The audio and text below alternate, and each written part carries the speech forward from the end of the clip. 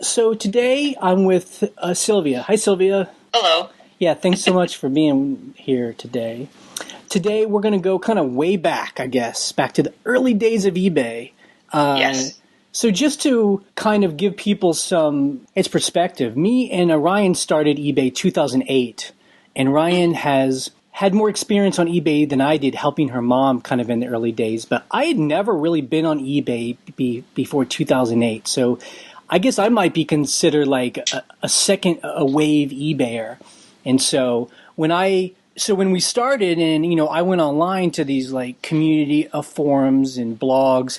It was extremely it's negative. It was like people selling on eBay were almost angry at the platform they used, and that's one reason why we started the blog, was because we wanted to create a place that was kind of healthy, where buyers could come together, or sorry, people that sold on eBay could come together and like help each other and Uh-huh. solve problems.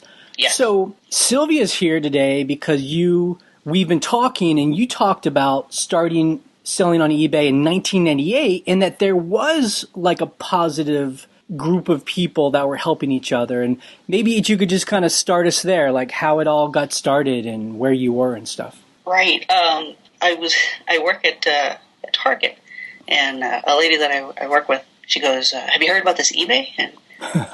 And she was buying Gerber dolls, and so I'm like, "No, what people just put stuff up," and she goes, "Yeah, and you buy it, And okay, so went home, checked it out, and yeah, there's all kinds of things that you can buy and stuff. Opened an account, and my husband, one of the first things he sold, he always goes big.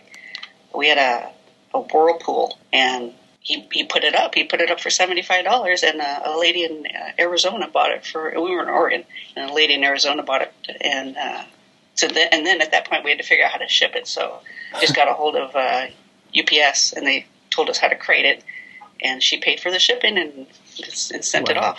Now, and so I know, because again, you got to teach me.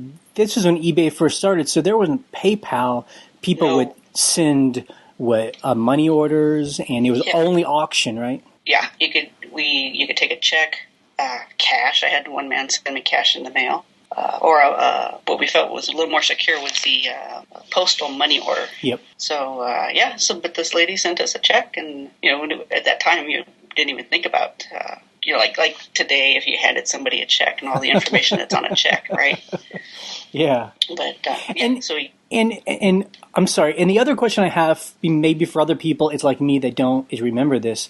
eBay, is it safe to say it was mainly like a flea market, where it's mainly older items or used items, or were people selling brand new items like Amazon? I felt it was more like used items, a lot of used items. I wasn't looking for new items, I guess. Right. It was just strange. It was just that I was looking for things that I couldn't find. Yep. I found a camera that I wanted, and there it is. I know they don't make that anymore, and there it is. Right. So I just felt more like a flea market than new things. Yep. So that's what eBay had been like, and you had found out about it. And then the cool thing is, you found someone who was helping you, right? Right. So here I'm familiar with eBay. We've sold one thing. We've sold a few little things. I can't remember what we sold, but this lady, she put an ad in the paper in Eugene, Oregon, mm-hmm. and so I see this ad saying if you're a seller, if you've sold stuff on eBay, we're having a group get together once a month with other sellers, and then I believe it was a phone number, so we had to call, and she got a feel for us, and then she invited us to a once a month meeting that we were having at our public utility. So mm-hmm. since she was a customer, she had use of their break room, right. And it was a big break room with a little kitchenette. So when you came, if you could bring some sort of potluckish kind of food item, and so there you go, and she was just a really nice person. And so her motivation had simply just been, she had fun on eBay, and she just wanted to hang out with other people selling on eBay. Is that right? Right. She had been actively selling on eBay since '99, Easter of '99, wow. And just that. I mean, she was in contact a couple of folks within eBay. And from all of the things that she learned, she said, I just wanted to get with other sellers, because I'm sure she felt other sellers had the same questions and concerns that she had. And if she could help, that'd be great. And so just to be in her group, you've had to have sold one item. Yep. And at least one item, and have a feedback. Right. And because she wasn't there to teach you, eBay from scratch, but we did all that hard work. We got past this point, and now if we have any questions or can we help each other, that's where her interest was. So why don't you sketch out like what kind of people came or who had been a member of this group? It was all kinds of people. When the first time I got there must have been about 10 people. Wow. And maybe a couple, maybe two couples, and then a bunch of ladies, and one particular guy, because he always showed up, and it's because he sold motorcycle parts. He would purchase a particular motorcycle that he knew that he could flip all the pieces, and he literally took the motorcycle apart in his garage floor. And so now you got all these motorcycle parts scattered across the floor, and he had the old Sony Mavica camera, the one that took the floppy disk, and he'd take photos of all his parts, and then he listed them all up, and then he sold them. That's amazing. Yeah. Yeah. Plus, he was a single dad, and this was his job. Like that one fellow, we had another guy who sold. He was in the RV business, so he could appraise them. He could, figure out what was wrong with it, and he was selling them on eBay. Right. And I was like, are you kidding me? I'm like, who buys an RV on eBay? But this is what this fellow did. And no, real quick. So, I mean, I'm assuming, so this is whatever, 1999 to 2000, I guess. I mean, I'm assuming that this break room doesn't have a Wi-Fi and people don't have laptops out. I mean, what are people doing in person together? Oh, well, usually her name was Valerie. Mm-hmm. So Valerie would come in and she'd have information. Maybe there's something changing, something she might have figured out from the last meeting. So she would come in and probably give us 3 or 4. She tried to have like 3 or 4 bits of information to give us. And then it was up for any questions. If anybody had any questions about what was going on. It was at a time where I didn't have an eBay store, but some of these folks did have an eBay store. Mm-hmm. So they had a lot of questions on how to do certain things within their eBay store. So, I mean, having like a storefront versus only just being just an independent person who sells on eBay. Right. Like now I have an eBay store, and yeah, there's a lot of questions. Even after having it for a year, I haven't delved into all the little bits and pieces of what the store offers. But right. That's what these folks had questions about, like how do you do this, and how do you edit and use the turbo lister, and And so would she have a computer there and show people, or no? We this was just yeah. You imagine we didn't have any of that right.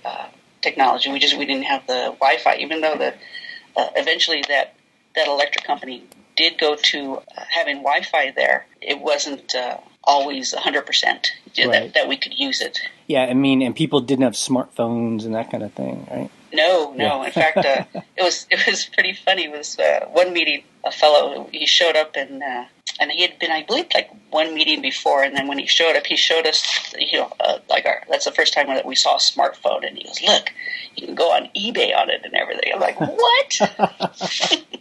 Now, was there a sense that you could make a full-time at living on eBay? I mean, I think you mentioned that one guy, but like what kind of money were people making? That one gal had a spouse that was working, but she stayed home and she sold full-time. That guy was working, mm-hmm. And I think like one other couple that were making it, this is what their livelihood was, even early in those days. Wow. Everybody else seemed to be retired. Mm-hmm. Or like myself, where I was just dabbling in this, right. And once in a while I would hit a hot streak of something, but not something that would sustain me, for a while to do it full time, to leave my job and do this full time. And do you have a sense? I mean, I know you talked about the guy that got his motorcycles and parted them out, but where were people getting stuff to sell on eBay? Oh, just all over, because everybody had something different. We had one family that bought and sold lockers. They had a storefront someplace in Springfield, and those folks were doing it on dial-up. They didn't even have. They didn't have. What do we have? DSL. Yeah, DSL. They were in some little pocket of the town that you couldn't get DSL, so they were doing everything on dial-up. Wow. And then the other thing is, everything at this point, could you only sell things like in a 7-day auction, or could? Yeah, we were all doing auctions. I can't remember when the Buy It Now feature showed up, because it seemed like we were all doing auctions. Because I think that's the thing. It's when I see people pop up on our blog and they talk about having sold on eBay in 1998, and they kind of talk about these glory days of when you could just put anything on auction, and it's almost like they acted like everything sold, that there was it just seemed like a cash cow, and it's so much different now, Well, when I was selling a little regular, I would sell some books, and I always tried to do something a little different. So instead of selling an individual book, I'd get 2 or 3 or 4 copies of that author's, or group some books together that I know that I would sell. Mm-hmm. And for me, they always seemed to sell. But because I wasn't trying to sell an individual book, so I just trying to do always something a little different. I try to see what they're doing, and let me see what I can do a little different. And it used to be you could just about put anything on eBay, but then okay, we can't put guns on eBay anymore. Right. And eventually, every update it was a few more things that you could sell anymore. Wait, there was a time when you could put guns on eBay? Yes, wow. I believe in the early, and then okay, we can put guns on eBay. Or gun parts. You used to be able to sell gun parts, and you can't sell gun parts on eBay. Right. I mean, did people speak to each other outside of those meetings? Like, I mean, there was email back then. Did people email each other? Or? So, like, what you have Facebook now, right? And you have your Facebook groups. There was a spot that our leader could create a space for our group, and it was just our members talking to each other. So that predated the whole Facebook and then they shut that down, and I guess it's what's called meetup.com now. Yeah. Okay, so before that, eBay used to provide a space that everybody in the group. So if I put something on that space, everybody in the group got that email saying, "Hey, somebody posted something on there." And you said that you worked at Target, or maybe still work at Target. Was there any sense of retail arbitrage like there is now? Like, did people go? Yeah. Okay, go for it. Yes, you had people that would come in and shop our clearance end caps and buy up stuff, or even like what they still do today. If there's an exclusive item, something maybe bundled with a Nintendo game or what have you, they come up and they buy it up and they turn around and sell it on eBay. In fact, I had one manager leave Target, go be a manager at Walden Books, and he was picking up the books at Walden Books and selling them, get fired from Walden Books for doing that. And then when unemployment called to ask, they had him on the line, they called Walden Books and spoke to somebody there, and it was is it in your policy to not sell these books on eBay? And they're like, well, no. And they're like, well, we're siding with him then. Wow. So now there was a policy, but at that time there wasn't a policy. So then even back then there was a sense of retail arbitrage. For some reason I thought that was fairly new, but that makes sense that it was always going on. No, it was always going on. Yeah, people would come in and they'd whatever they think they could flip for more, So because sometimes our games, let's say some of the video games would go down to 75% off. Well, then you had somebody come in and pick it up and just put it on eBay and resell it. Right. Now, the other question I have is just to give me its perspective. It seems like when we started in 2008, there were a lot of blogs about eBay, and there's a lot of stuff online. And it seems like, especially in the past couple of years now, there's Facebook groups and all these coaches and all this stuff. Was there a sense, was there a wider understanding of selling online back then, or or if you told people about it, they wouldn't understand what you were talking about? A few people didn't understand. Like what do you mean? Like, well, you find it, you take a picture, and you put it on the internet, and they come buy it. But really, to get information, I just went down to Barnes and Nobles. What's the other one? Borders. Right. And just go through their eBay section. There was a few people writing books about this stuff. I would just go and go through the books and put them back on the shelf. That's a scavenger way, yeah. You just have a seat and read it. Griff had his book, but there was a few other people that were writing books at that time. Don't remember like delving too much in the internet, for other bits of information. I know myself. I went to the bookstore and found a lot of information from there. When we were talking earlier, you say that you're not the kind of person that goes to a temple or a church, but that this was like an experience is like that, where you'd go on a regular basis and there was like a group of people that you enjoyed being with. Yes, it was just a bunch of nice people. They all seemed to have, they all did something different. A guy who sold stamps, and he was from Hawaii and he lived in Hawaii. So, if somebody brought something Hawaiian-ish, hey, what is this? Pretty much he could answer that, We had a couple, we had this antique, this lady who had an antique store. Mm-hmm. And she no longer had the storefront, and she was just selling her, her antiques on eBay. If somebody else said, hey, I went to this antique store, this lady would go, oh, yeah, I know her, like she knew everybody, When she sold a piece of furniture, she would have the buyer pick it up at the Greyhound station. So she could take that piece of furniture, get it into the Greyhound bus, basically, and the bus would take it to, another bus station. Huh. And that's where the person would pick it up. And that somehow got paid for, Yep. That was another means of shipping a big item. And I had no idea that you could do that through Greyhound. And, when we started, it seemed obvious to sell its clothes. And, I think that's how a lot of people start on eBay is they go to mm-hmm. Goodwill or Salvation Army, because in America, just used clothes are just so cheap and they're everywhere. Did you see a lot of that? Yeah, that people were selling like certain types of clothes or anything they could get a hold of. I, for example, had redid the camera counter at work. So we put all these new digital cameras out. We have since sold the old cameras, but we had kept the manuals for all those old cameras.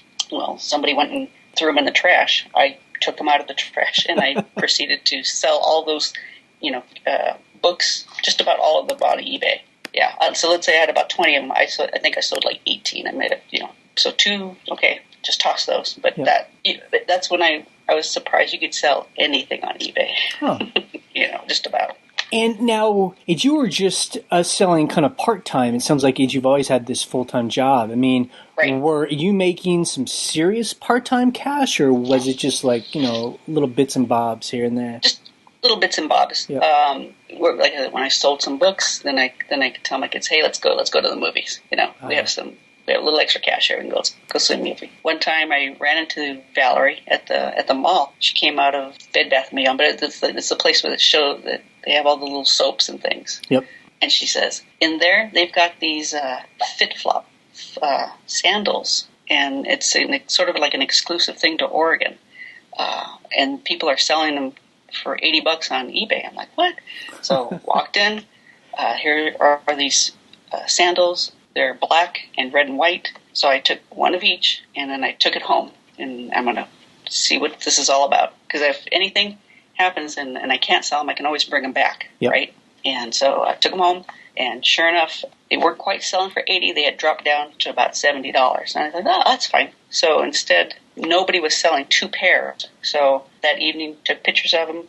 I put the 2 pairs up, and buy it now was happening at that point. So because I did a buy it now for $119, and that was like at 11 in the evening, and by 8:20 the next morning, those had sold for the $119. Wow, that's awesome. So I went back and just kept buying their sandals in different sizes, and I just kept back, and then all of a sudden they were running out of them. So I drove up to Salem. I drove up to Albany.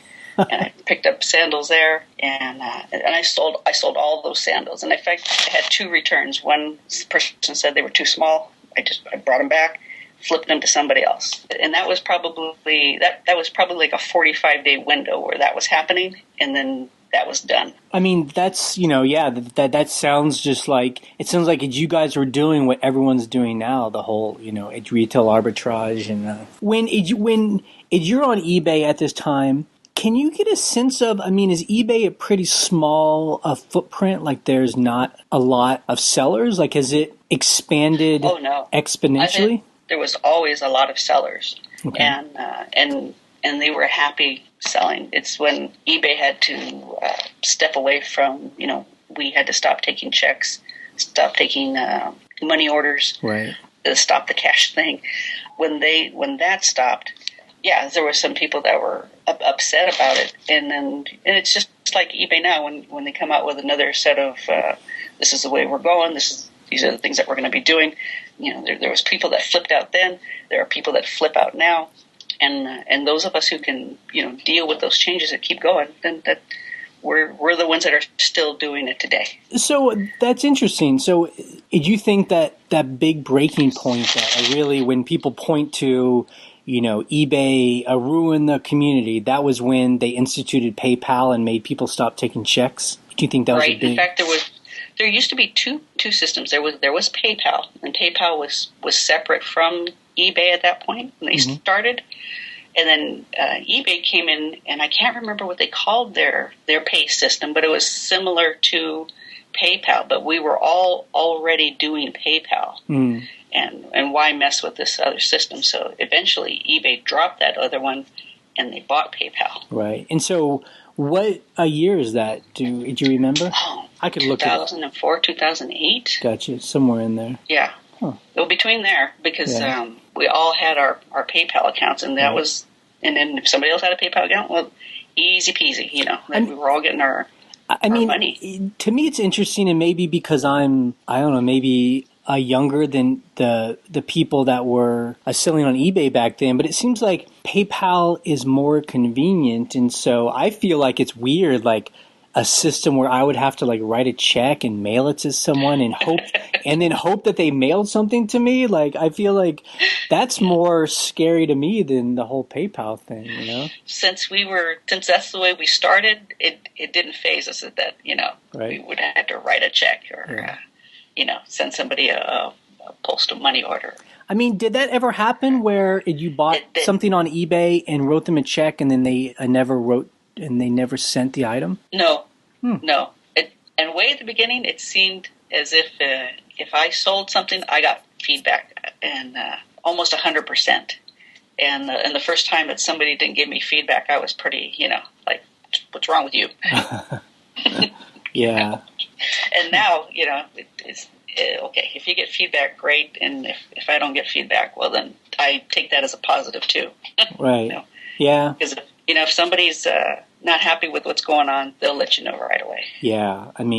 I think people are just buying so much stuff online that, really, it's kind of a pain in the ass to have to write a note every time I buy something online. So, yeah, so sometimes just not leaving a note is good feedback. Yeah.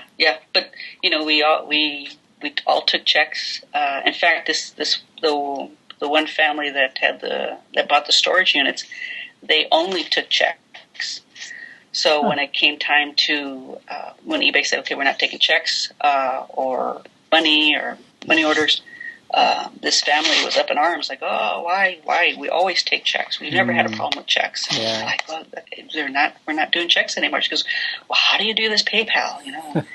Okay, well, you gotta get an account, and show them, how to put it up in their auction, but then they were leery, like, oh, just hold their hands. Yep. And get through it. Did it seem like the group had been kind of older people, or were there young college kids and stuff?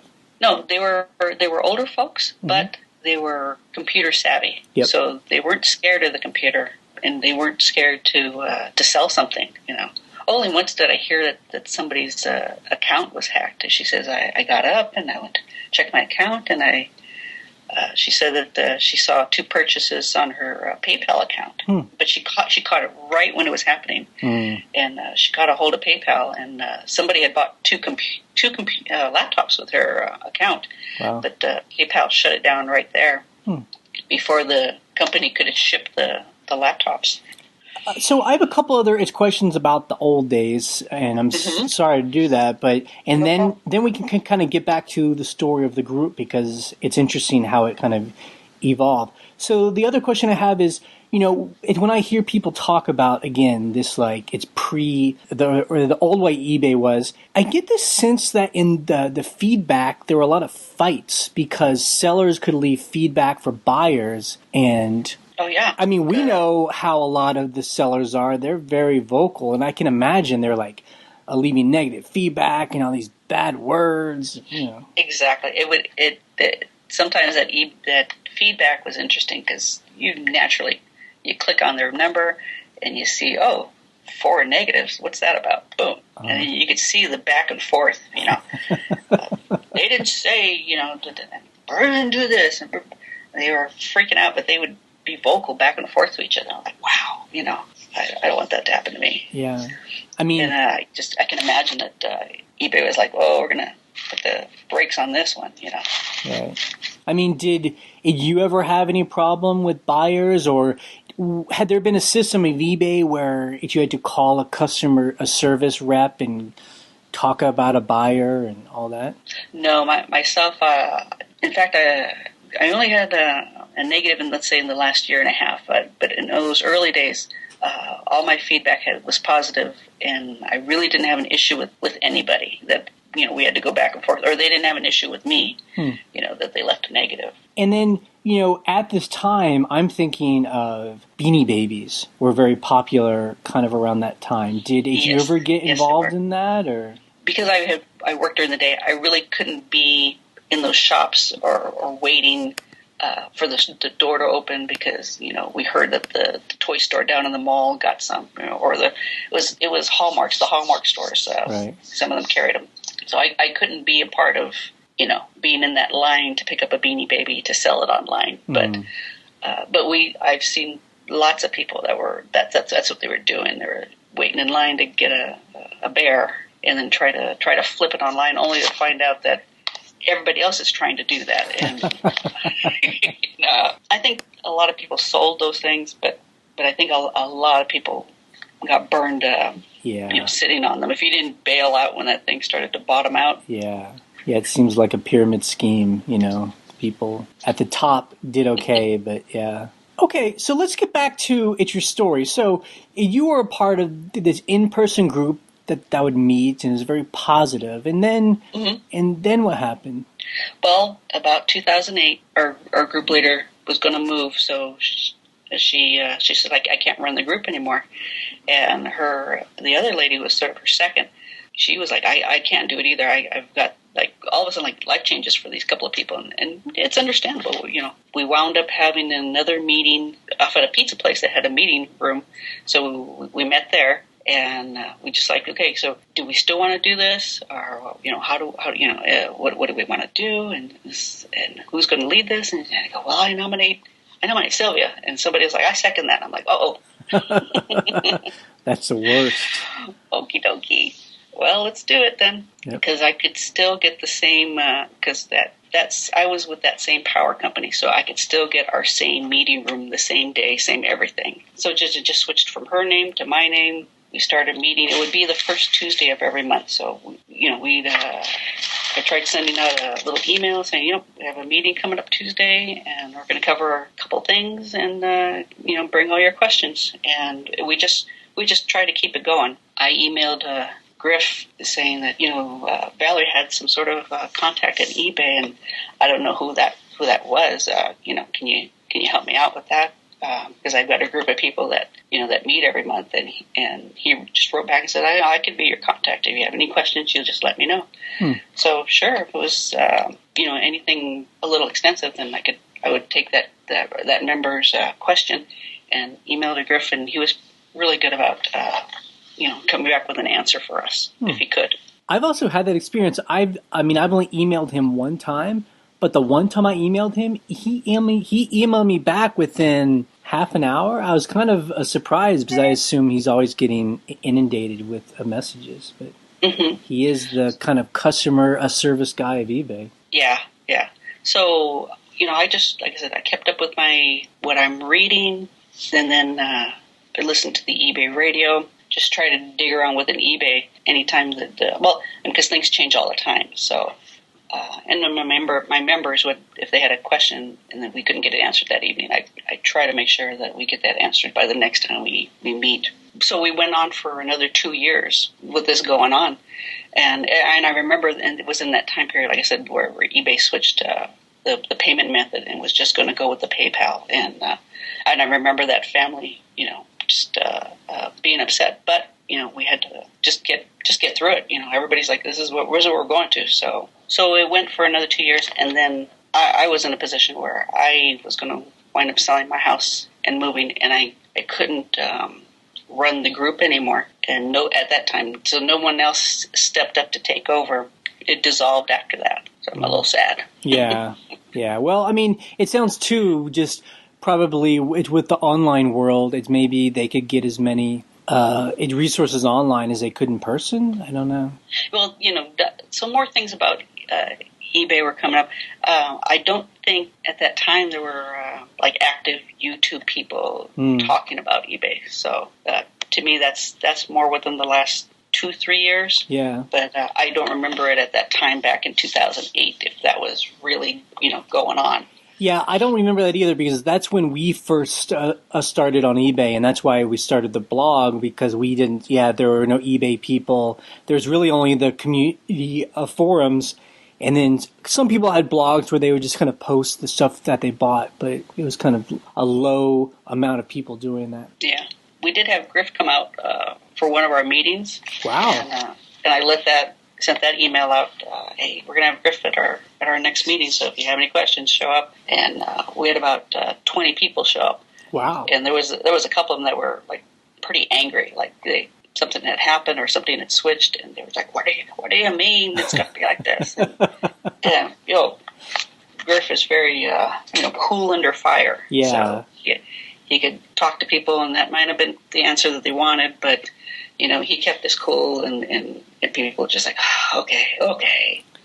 Yeah, I mean, we've been to a couple of those public events that he's been at, and, he's very good. He's very open, and people can ask anything they want. And some people, oh my God, I mean, it's like they're talking about their child got killed or something. I mean, it's Yes. that kind of passion, and he's very good about well, this is how it is, I don't know what to tell you. So yeah, but we were very thankful that he showed up and talked to our group.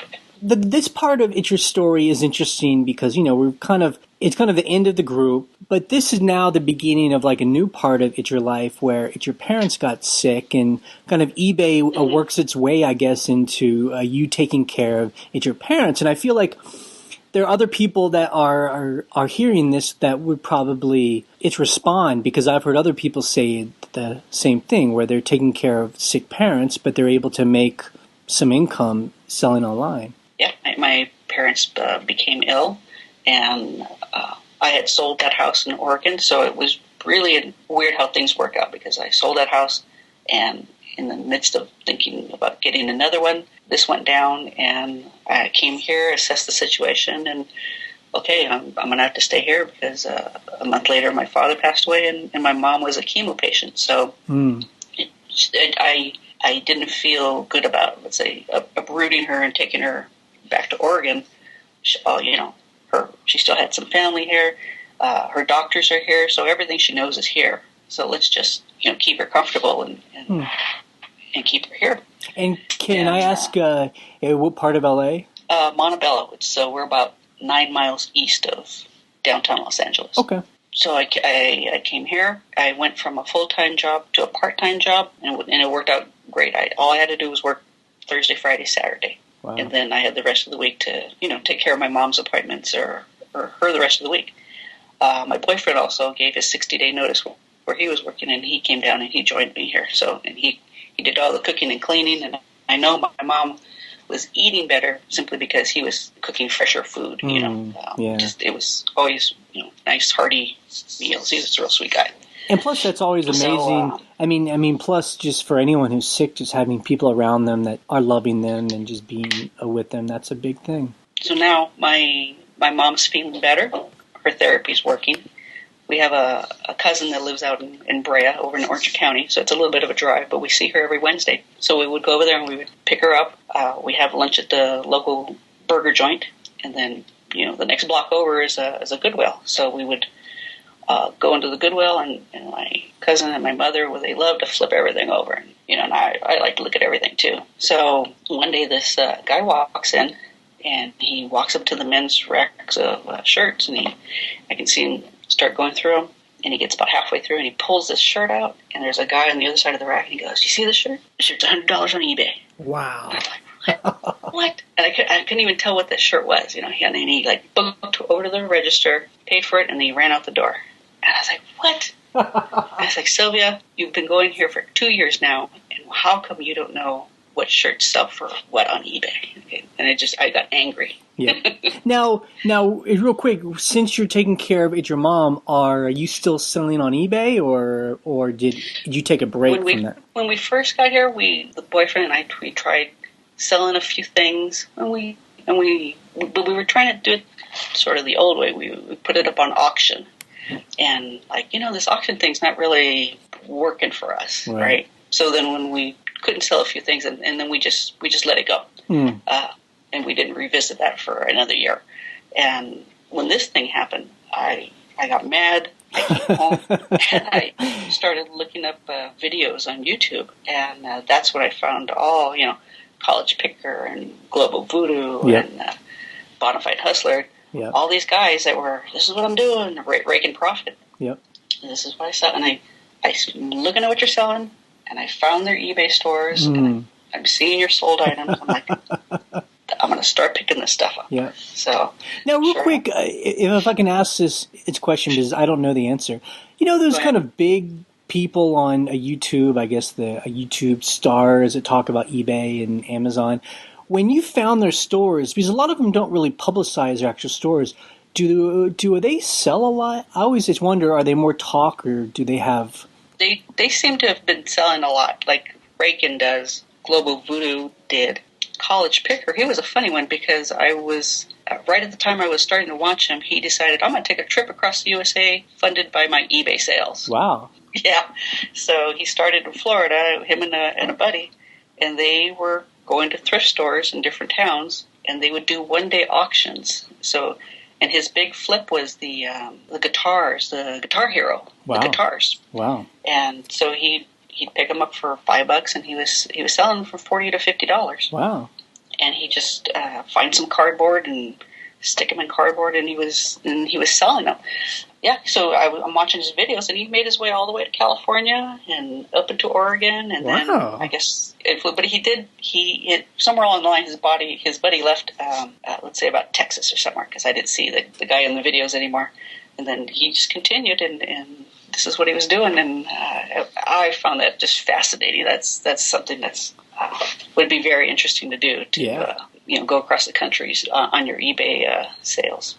Right, where almost like you could make a living going anywhere in America, especially just because there's gold nuggets everywhere. Yeah, and so that yes, I because they would do the haul videos, and then they would do the other videos of this is what it sold for. Right. Okay, you're telling me what it sold for, so I would research it. There it is. There's your store. Yes, you are actually selling stuff. So it's kind of interesting.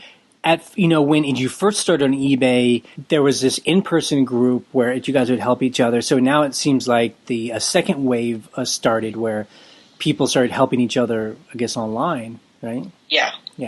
Because there is a meetup group, but it's down in Long Beach. It's on Tuesdays, but we go do trivia up in Pasadena on Tuesday. So I've never been to one of these meetup meetings here, so it just doesn't work out for us. But yes, the researching the stuff on what these guys were selling, that's what I went off of. So, and then we started picking up. So I started picking up Patagonia. North Face, crazy cowboy, what do you call it, the pearl snap shirts. And then occasionally I'd find an older one and really cowboyish. And I picked it up and I, showed my cousin, and my cousin's 86 years old. And she's like, somebody's going to buy that? I said, we'll see. But I think somebody will buy this. Now the other part of your story, it seemed like when you started finding people online talking about this, it sounded like you actually bought like a light set, and did that help you kind of more get your store to be a little more like a pro, or? Yeah, a little sharper. Yeah. I just don't like to see a shirt laying on the floor. Right. So I had a mannequin that I picked up at a sporting goods store that was closing in Eugene, and my daughter is still in Oregon, and she had that mannequin. And I was like, hey, can you send that to me? So she took it down to UPS and had it shipped to me. I bought a set of lights off of eBay and a white fluffy blanket because it was super white, and whereas a background might have a dent in the paper. Right. This fluffy blanket, just you can't tell that it's a fluffy blanket, from the photos. Right. So it just looked nicer. So got my mannequin, my shirts on there, my lighting. We were just upping our game because. I used to take photography in high school, and I love photography. So just take nice close-up pictures because a shirt they can't feel it. Right. But if I take a nice close-up of the neck and the collar and the sleeves and all the little features, the bottom, the hem, I think my photos definitely help sell the shirt. Now I want to ask you a question here because what you just said is so important. And I find that people maybe who started doing eBay in 1998, they don't realize that they have to up their game because there's so much more competition now, and buyers expect such better quality of images and presentation. Is that true? Like back in 2000 on eBay, you could get away with just taking like a single blurry photo that's kind of dim and it would still sell? It surprised me because I would have an item and I'm like, why didn't that sell? And then, there are similar items that have sold and you got a blurry picture. I'm like, what is that about? I don't understand. But because I guess I have that photography background, I always felt that I had a little nicer of a picture to show you everything. Even in my books, I'd show you the spine, the edge of the book, or, I just always thought that I took a better photo and it sold my item. Right. I think also that taking because it does take it's more time, but I feel like that time pays off because people are willing to pay it's more on the back end because they know they're getting something of quality. Because in the back at the beginning, they were selling so many Beanie Babies that you didn't even have a picture a lot of the times because you just know that's the blue, bear. And we, oh yeah, I know what the blue bear is. That didn't stop anybody because they didn't have a picture of the blue bear. So wait, so there were people who sold things on eBay and didn't even put a picture up? Yes. Yeah, I feel like people had it too easy back then. My God. Yes. Yeah. So, okay, so you've upped your game. You're taking much more professional photos. And then you start talking about it. Your mom kind of got involved, right? I mean, even though she's going through chemo, she's kind of helping you. Yeah, so even in the thrift shop, now she knows, to grab anything that says Patagonia, And she brought me a sweater. What do you think of this? I'm like, that's what we're looking for, Mom. And when we got home, here I'm busy listing things, and she hates anything that's wrinkled. Okay, she says that when she sees a wrinkled shirt, she feels that nobody loves you. So, any of my shirts, she'd grab them and she'd start pressing them, and then she'd bring them back and say, "Thanks, Mom." Wow, that's a big deal right there. It is a big deal. I love her. I mean, and so did she understand, eBay and the internet? I mean, I'm sure she got it because, because I had talked about it, when I was living in Oregon. I said, oh, I sold this book, or, because, one time we picked up a book. I had sold a group of Alcoholic Anonymous books, and the guy who bought them, he contacted me and he says, okay, there's a particular book that I'm looking for. It's called A New Pair of Glasses. And if you can find the first, edition of that book, I will buy it from you. Wow. Like, oh, okay. So, we happened to go to the Eugene book sale, Friends of the Library, and I told my daughter, I said, we're looking for this particular book, and it'll be in the self-help. So I'm looking on this side, and she's looking on this side, and she finds it. Wow. Okay. So we paid $2 for the book. We put it up on auction, and it sold for $618. What? Oh my God! Because there was two guys bidding. It was that one guy and another one. Wow. That's awesome. And so I would tell my mom, we picked up this book for $2 and it sold for $600.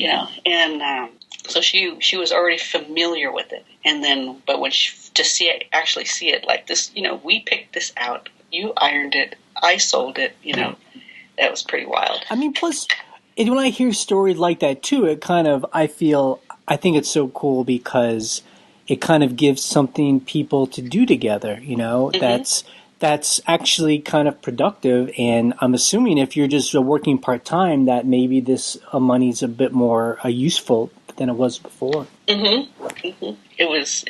It's been a lot of fun this past year. Well, so my mom, the chemo stopped working November of 2013, and she passed in January of 2014. And so after that, once we got things taken care of and settled, this past year we really got going in April, where we were picking things up and selling them, and that was covering our all of our bills. So have you quit Target by now, or are you still there? No, I was still working part-time, and I liked that because now I was starting to make more with the eBay than I was from Target. But I didn't want to quite walk away from Target just yet because we still got more things we want to do. Yep. But your boyfriend, he stopped working in corporate America and is doing eBay full time? Yeah, because he also used to work at Target, and then other other retailers, and then he took care of a sick parent for a little while, and then went to his last job working at the Eugene Mission, and then he left there, came here, and he hasn't worked because I just want you to cook, clean, and just watch my mom when I'm not here, when I'm at work, just to keep an eye on my mom. Yep. And so after my mom had passed, he had been sick also. Like suddenly he was a person who was never, ever sick. And came down with what finally was diagnosed as rheumatoid arthritis. So once we got that diagnosis, and now he's on meds where he's feeling better, thank goodness we have this eBay, because he was still able to help me with the eBay even though he was going through all this stuff. Right. We're really blessed at this point with eBay, as far as, this is something that we can do, we enjoy doing, and we're making money doing it. Yeah, I mean, I think we're a little bit like you. We talk about it. We still work our other kind of job. We still do these freelance jobs, mainly because, it's still good money and we're good at what we do. But we love eBay because, like you said, if something were to ever happen, I feel like eBay is a thing that's flexible enough that could keep you afloat while you got through an illness or an accident or anything. Mm-hmm. So then I guess the other thing was, so are you still in LA now, or did you move back up to Oregon? We're just in the process now of getting a loan, and this way when we go up to Oregon, we can make a cash offer on a home there. Wow. So it's just going through all that stuff that you need to do to get a loan. We're doing that right now here. It seems like that's very smart, because I don't know, I feel like, I have friends in LA and we go there. We're actually going to go there in May. I hear about the water drought, and I'm just like, I don't know. It just seems like it'd be better to get out of town. Well, I have my daughters and some grandkids in Oregon, so I'm anxious to to get back up and be with the family again. We're still going to keep the house here in California and rent it out. Huh. So we're very interested in what you guys are doing with your rental. Yeah. We're going to be going through that here ourselves. I love that idea. Yep. Because I mean, so far, again, I always tell people, like, we're just like babies at this right now. But so far, it seems like it really fits well with eBay, you know, doing rentals. And if you make good money on eBay, to me, it seems like a good investment, the real estate. My father, so he told me when he was in the 6th grade that he grasped that idea of compound interest. Okay. Right. So he was a saver, save. And I believe after he graduated high school, he bought the house across the street from my grandparents. And that was a duplex. Right. And then he went into the Army, came back out of the Army, met my mom. And so when he met my mom, he already had 2 homes. So I guess I've always grown up, you know, with the idea of rental property. Mm-hmm. And so they quickly paid off that house, bought this house in Montebello where we're at now, and then used that income from the rental properties again. So, like, you know, going up through high school, you know, the folks came over to always pay their rent. So, like, oh, okay, yeah, you know, so I totally understand the rental thing, and it's so. And then now that with the internet, you can do the Airbnb. Yep. You can decide to do either I'm going to do that a full-time rental or we're going to do this a part-time rental. There's so many options now that it would be a disservice if I didn't try to do something with this. Yeah. You know? I mean, it just seems like unless the house is expensive to keep up, it's better just to hold on to it and make money from it on a monthly basis rather than just get one big chunk of money, you know? Mm-hmm. Now, so with eBay, so you guys are going to move back to Oregon. Are then you and your partner going to do eBay full time now? Like, is that the thing, or?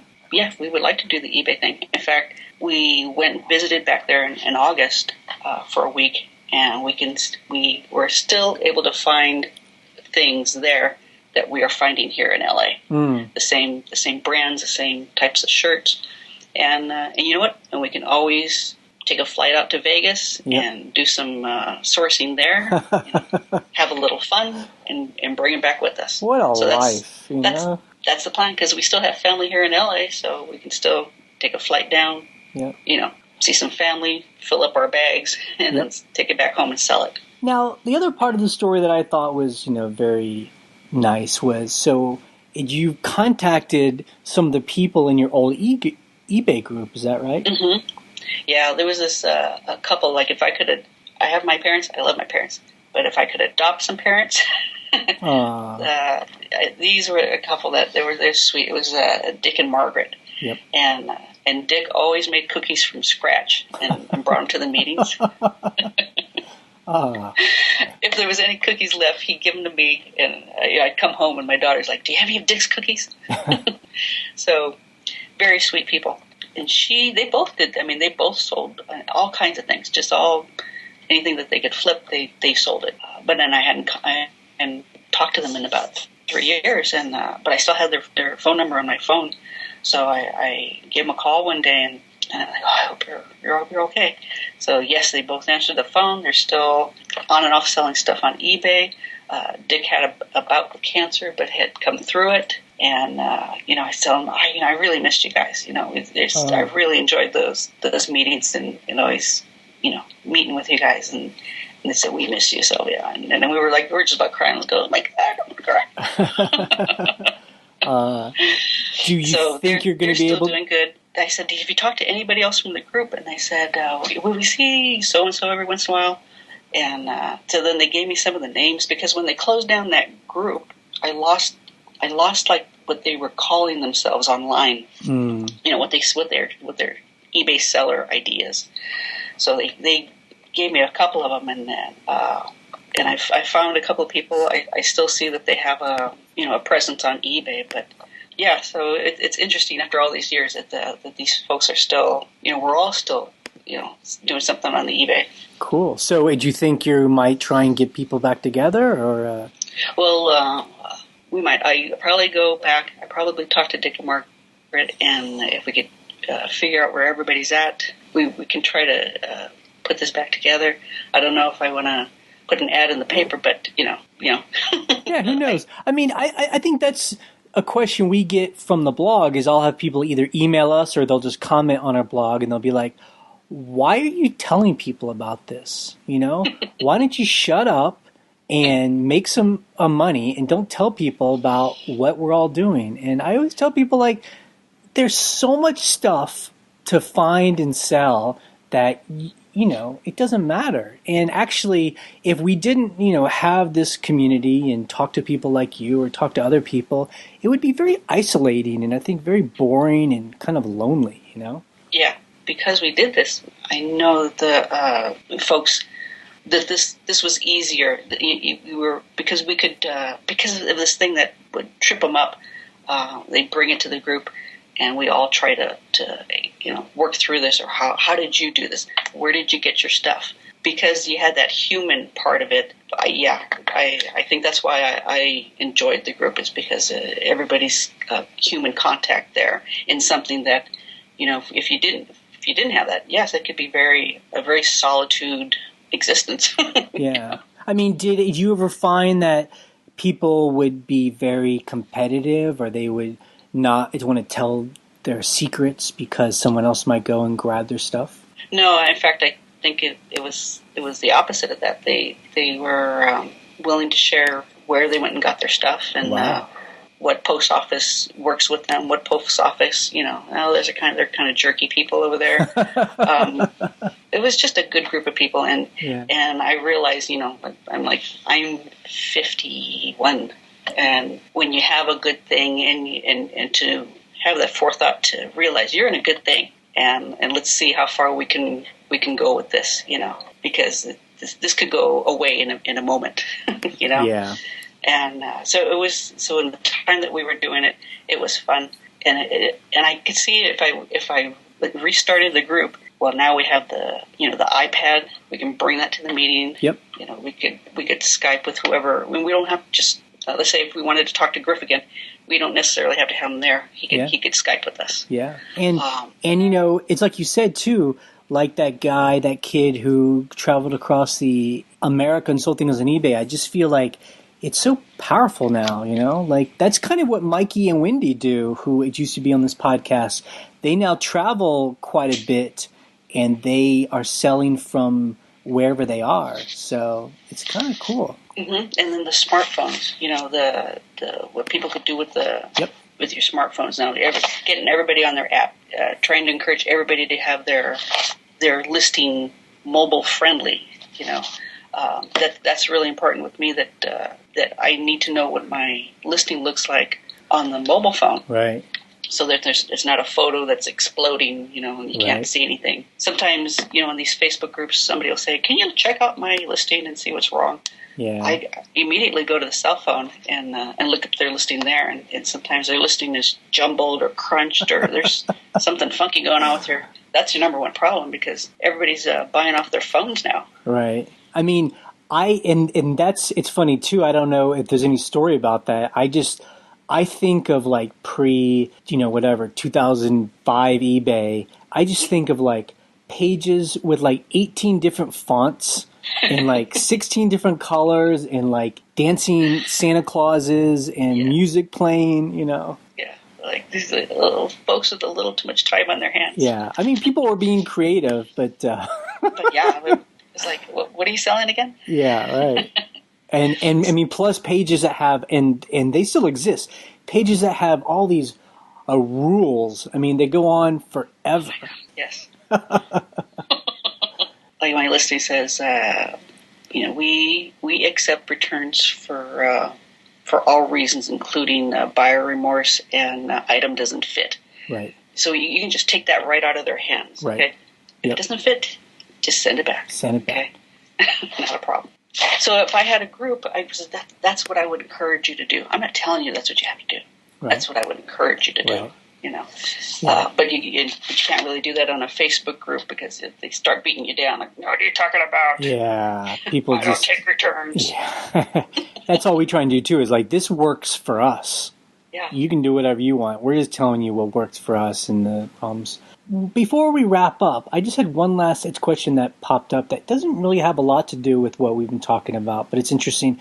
Since you work for Target or, a big retail outlet, can you help give people who maybe not have worked in retail, who only sell on eBay, like, what's the rate of a return that people bring back? Like, how does that work at a place like Target, and how do you guys handle it? We've narrowed it down a little bit, but it used to be the bank at Target. Anybody could return anything at, let's say 15 years ago, because we were very loose with the policy. And then, you at least had to have bought it from here. And so now it's getting a little tighter, where some of those electronics, you have a few, 14 to 30 days. I think it's 30 days to bring back something electronics, maybe even shorter. If it's a game, because the game has to be, so let's say it popped open, didn't work for whatever reason.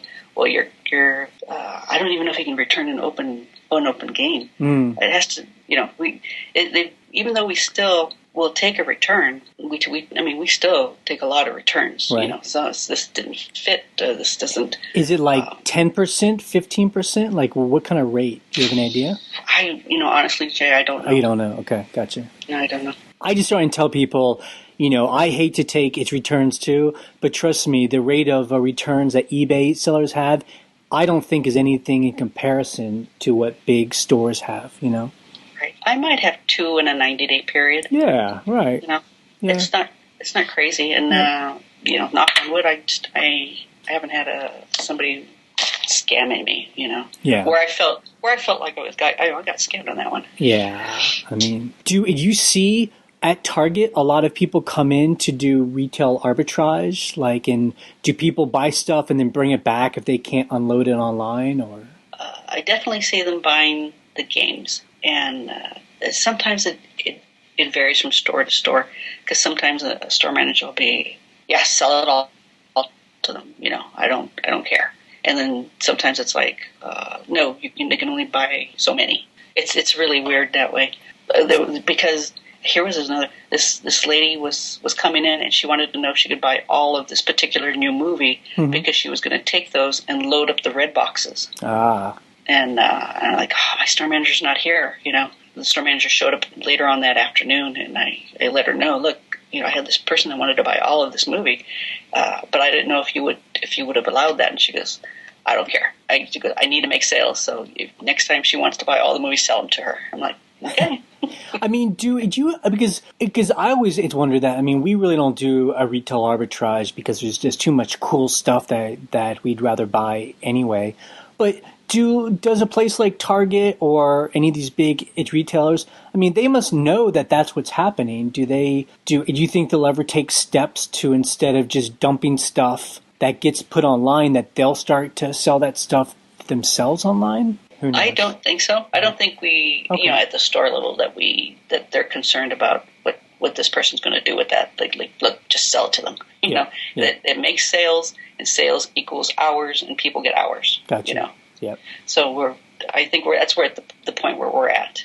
Cool. Unless somebody were to complain that, I come in here and I never get this thing because guys never have it. But I don't think that's what's happening. I think they just, if they want to buy it, buy it. Yeah. I guess it's just not big enough profit to them to try and find another way to sell it. They rather just put it on clearance and just move it, because more stuff's coming from China, I guess. Right. Yeah. All right. Well, I really want to thank you, Sylvia, for talking to me today. I've always wanted to kind of know what it was like in the early days of eBay. So it's nice to hear that eBay's always had kind of a community of people helping each other. We hope that we kind of are helping carry that history on. Yeah, I love your website, and I like the people that making their comments, and other people jumping in and helping.